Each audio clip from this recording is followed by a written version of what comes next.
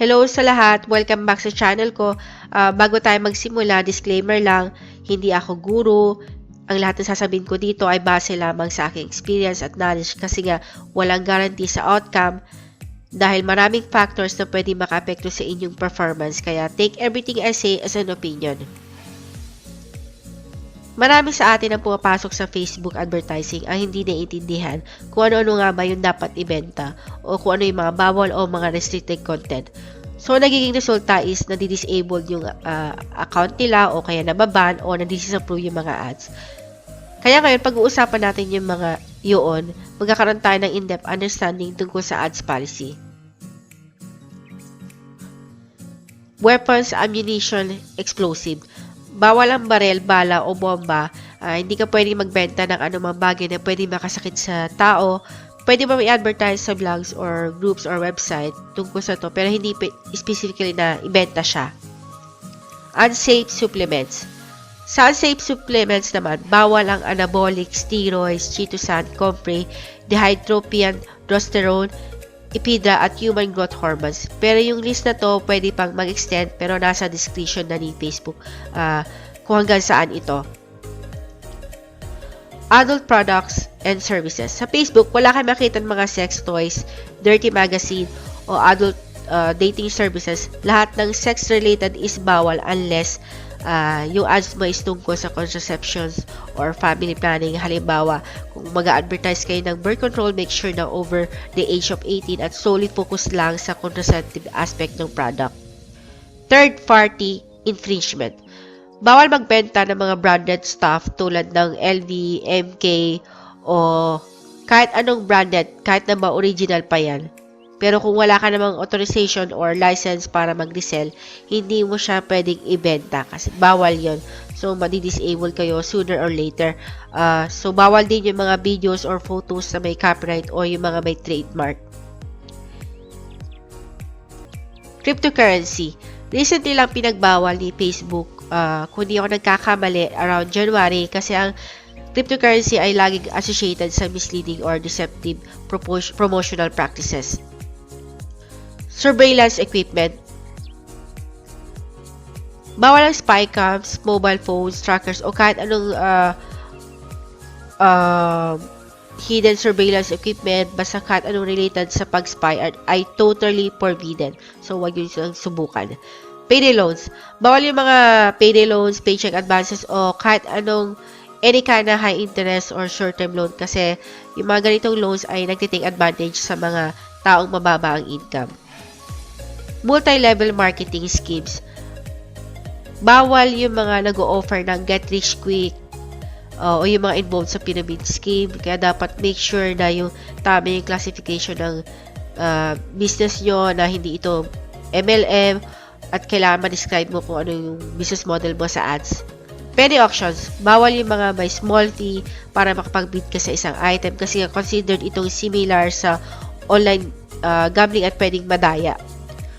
Tobacco or tobacco-related products. Bawal magbenta ng anything related sa tobacco tulad ng cigarettes, cigars, chewing tobacco, tobacco pipes, rolling papers, electronic cigarettes. Pero may exception naman to.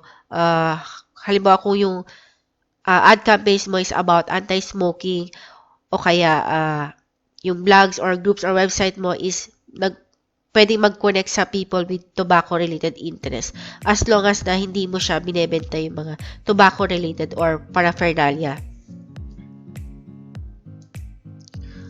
Pharmaceuticals. Bawal yung mga kahit anong paglalarawan o pagbebenta ng mga drugs kahit na legal ito.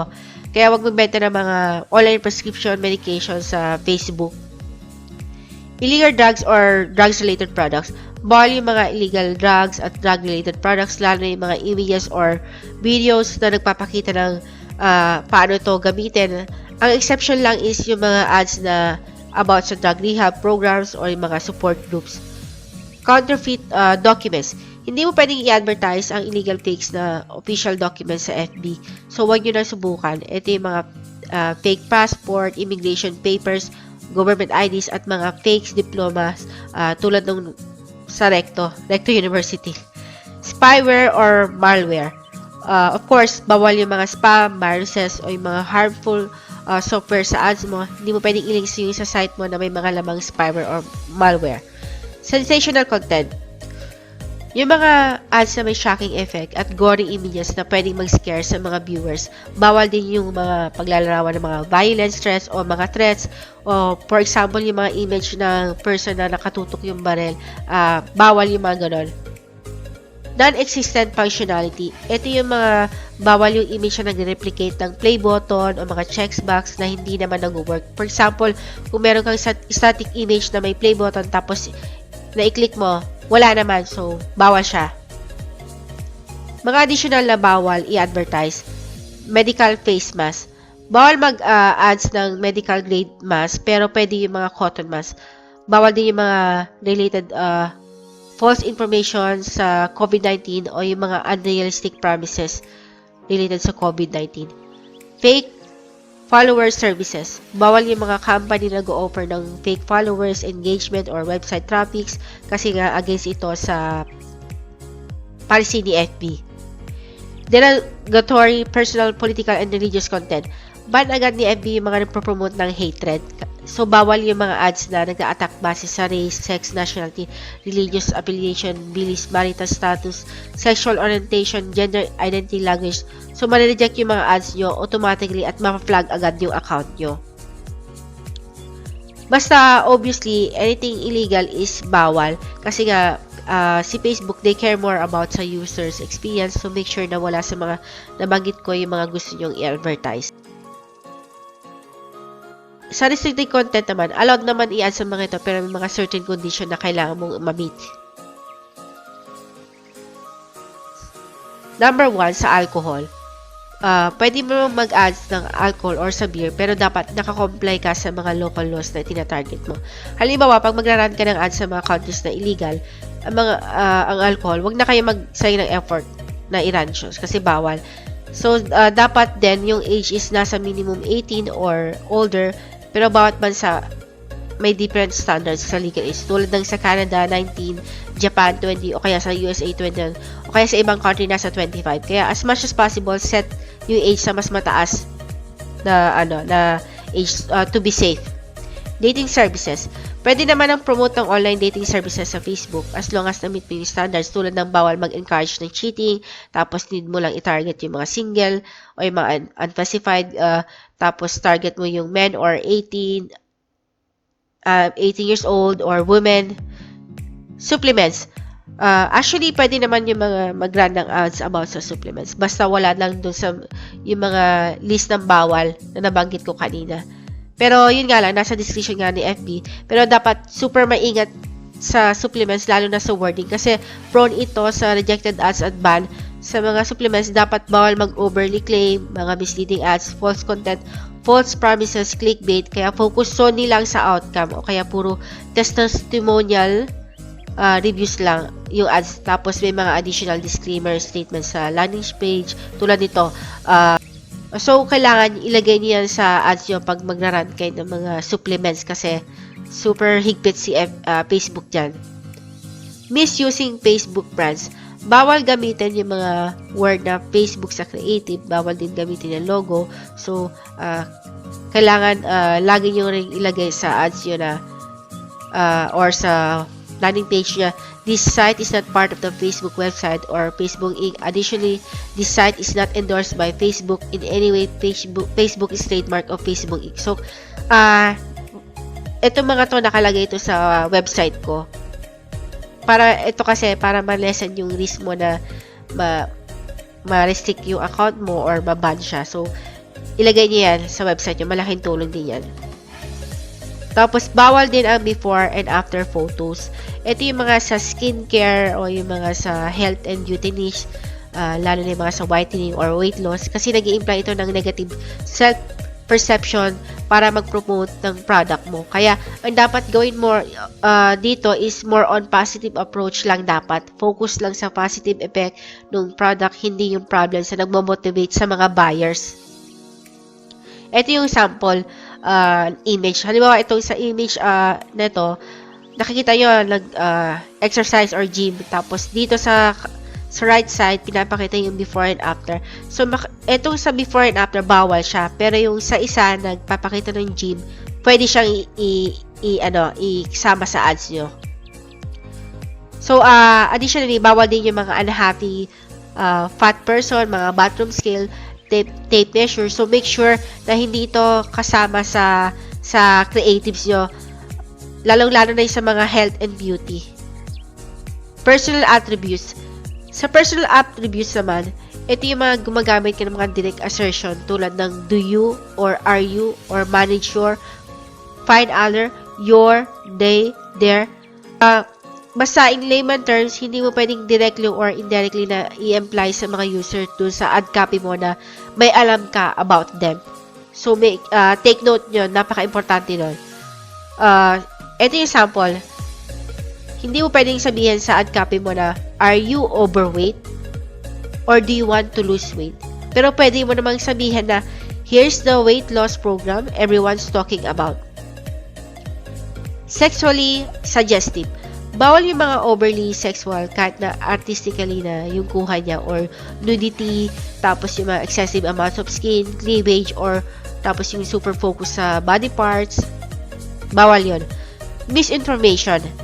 Bawal yung mga falsely claims, halimbawa, this product can cure cancer, get whiter or thinner after 7 days using this product, etc. Basta bawal yung mga ganon. So, make sure na hindi kayo nag-falsely claim at nagbibigay ng wrong information. Bad grammar or punctuation. Dapat correct lagi yung grammar at content, walang mali sa punctuation, bawal yung mga symbols na ways na para madaya yung ad review. Low quality content. Dapat high quality yung images, tapos relevant yung mga sa landing page mo yung sa ad contents. Deceitful practices. Yung mga crop images na nagmamotivate sa user na mag-click ng ads sa landing pages na may pop ads na hindi naman related at anumang may deceitful na gawain is bawal. Unclear emojis. Bawal yung mga eggplant, peach, cherry, warning emojis, money emojis, arrow emojis. So, make sure lang, smiley, yung mga simple hindi, yung mga nabanggit ko is bawal siya. Restricted keywords. Sa restricted keywords naman, during ad review process, yung AI ni FB ay sinasali yung mga wording tulad ng fat loss, loss weight, mortgage, paydays loss, anti-aging with whitening. Ito yung mga madalas na pa-flag kahit yung ad nila is acceptable. So, make sure na mag-ingat kayo dito sa mga keywords na ito. Capital letters. Pag laki ka nagka-capitalize ng letters, bawal din yun. Tapos, not being relevant, dapat lahat ng component ng ads mo ay related sa products or service mo. Dapat relevant din sa audience na tina-target mo. Landing page issues. Ito yung mga ad mo hindi nagmamatch sa landing page URL. Kaya laging business detail o may misleading or false, may before and after dun sa landing page mo. Bawal yun. Tapos, may disruptive or spammy elements or unfinished, defective, or dead page, dead website, hindi nag-reflect sa ads mo yung URL sa ads. So, make sure na yung landing page nyo is nagko-comply sa Facebook policy. Text in ad image. Dati, may rule si Facebook ng 20% text rule sa image. Pero tinanggal niya na nila recently, pati yung text overlay.